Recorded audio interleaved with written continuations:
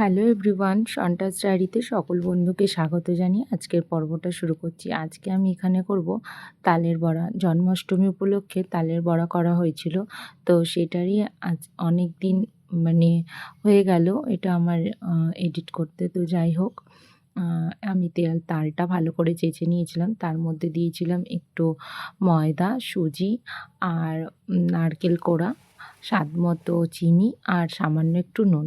তো এই সব দিয়ে আমি ব্যাটারটা ভালো করে মাখিয়ে নেব। তো মাখিয়ে বেশ মানে ঘন্টাখানেক মতো রেখে দেব।